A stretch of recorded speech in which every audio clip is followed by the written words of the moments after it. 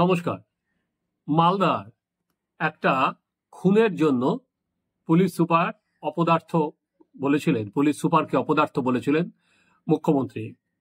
তৃণমূলের দীর্ঘদিনের কর্মী এবং নেতা বাবলা সরকার খুন হয়ে যাওয়ার পর মুখ্যমন্ত্রী নবান্নের সভাগার থেকেই মালদার যিনি পুলিশ সুপারকে বলেছিলেন অপদার্থ, অর্থাৎ উনি পারেননি যে এই ক্রিমিনাল যে অ্যাক্টিভিটি সেখানে সেটা রোধ করতে পারেননি এবং তার পরিণতিতেই খুন হয়ে যেতে হলো বাবলা সরকারকে, অন্তত মুখ্যমন্ত্রী তাই মনে করেছিলেন।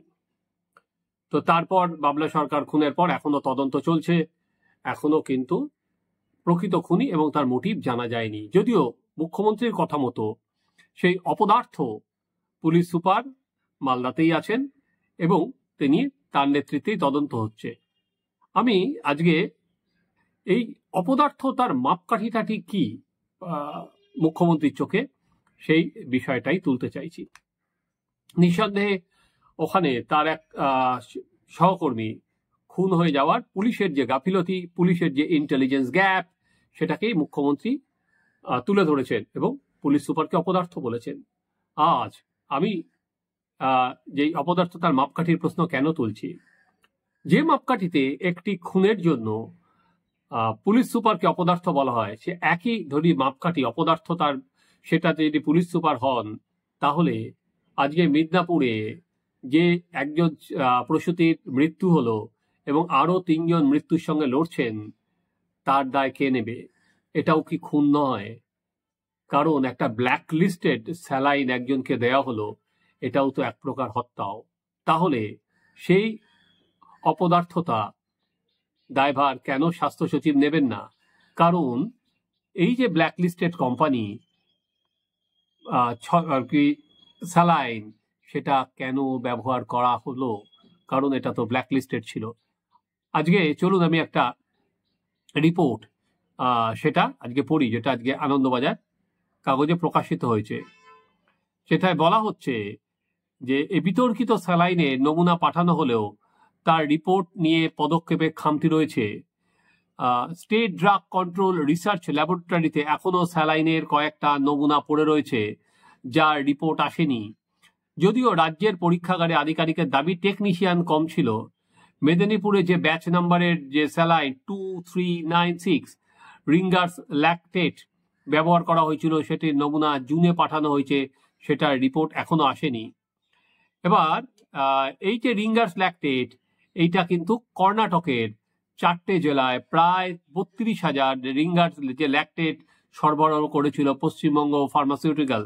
ওই স্যালাইনের মান নিয়ে 27টা অভিযোগ পেয়েছিল কর্ণাটকের স্বাস্থ্য দপ্তর। তার মধ্যে 16টির স্যালাইনের নমুনা পরীক্ষায় গুণগত মান নিয়ে প্রশ্ন ওঠে। এরপরে গত নভেম্বর প্রসূতি মৃত্যুর নেপথ্যে লিঙ্গার্স ল্যাকটেট ব্যবহারের কারণ হিসাবে চিহ্নিত করে বিষয়টিকে কেন্দ্রের হস্তক্ষেপের জন্য চিঠি দেয় কর্ণাটক স্বাস্থ্য দপ্তর। এবং গত ডিসেম্বরে পশ্চিমবঙ্গে ফার্মাসিউটিক্যালের উৎপাদনস্থল পরিদর্শন করার সময় বেশ কিছু নমুনা নিয়েছিল ড্রাগ কন্ট্রোল। এবারও এই যে প্রসূতি মৃত্যুর নেপথ্যে এই বিশেষ স্যালাইনকেই কিন্তু দায়ী করা হচ্ছে আপাতত।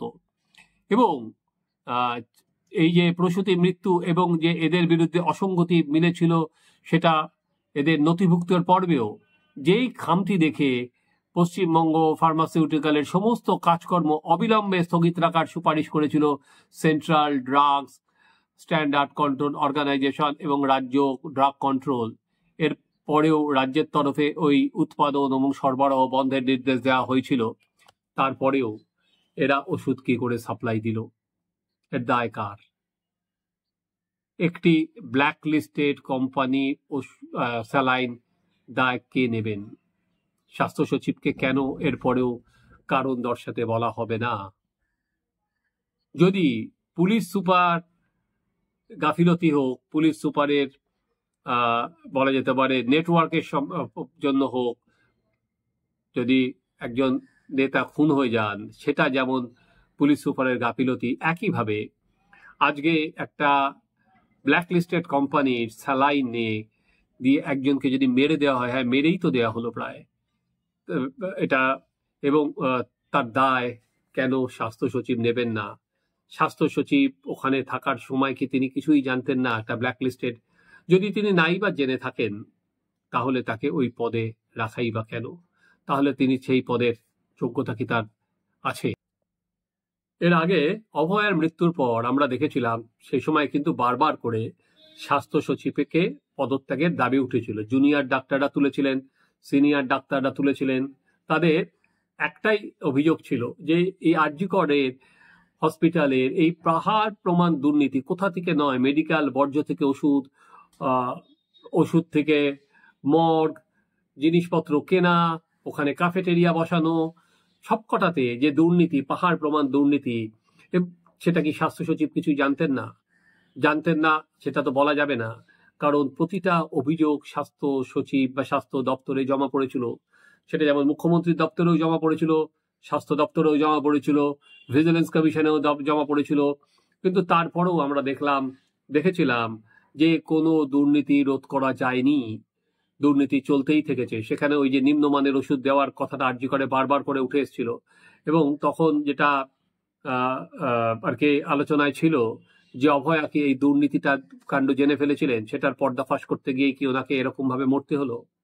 তো তারপর স্বাস্থ্য সচিবকে কিন্তু পদত্যাগের দাবি উঠলেও মুখ্যমন্ত্রী সে সময় বলেছিলেন যে স্বাস্থ্য দপ্তরের থেকে তো দুজনকে সরানো হয়েছে, স্বাস্থ্য শিক্ষা অধিকর্তা এবং স্বাস্থ্য অধিকর্তা, এর সঙ্গে যদি সবাইকেই সরিয়ে দিয়ে দপ্তরটা চলবে কি করে, এই যুক্তিতে তিনি কিন্তু স্বাস্থ্য সচিবকে পদত্যাগ আটকে রেখেছিলেন, পুলিশ কমিশনারকে পদত্যাগ করতে যদি বাধ্য হয়েছিলেন, কিন্তু স্বাস্থ্য সচিবের পদত্যাগ উনি আটকে দিয়েছিলেন।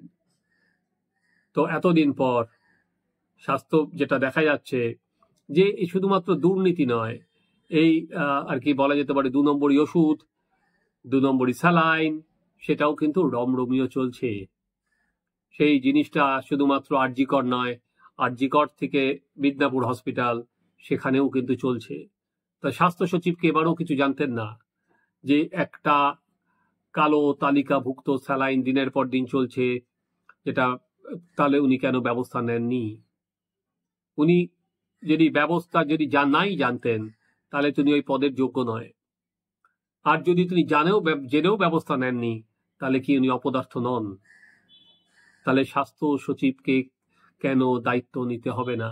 যে যুক্তিতে মুখ্যমন্ত্রী মালদার পুলিশ সুপারকে অপদার্থ বলেছিলেন, তার এক সহকর্মী খুনের জন্য এখানেও একটি প্রসূতির মৃত্যু, আমি একে মনে করি এটাও তো এক প্রকার খুন। কালো তালিকাভুক্ত ওষুধ দিয়ে তাকে স্যালাইন দিয়ে তাকে তো খুনই করা হলো। তার দায় কেন স্বাস্থ্য সচিব নেবেন না? স্বাস্থ্য সচিব এরপরও কি অপদার্থ? সেই প্রশ্নটা আমি মুখ্যমন্ত্রী তার উত্তর দেবেন। তারা দেখতে থাকুন আমাদের চ্যানেল সাবস্ক্রাইব করুন, আপনাদের মতামত জানান।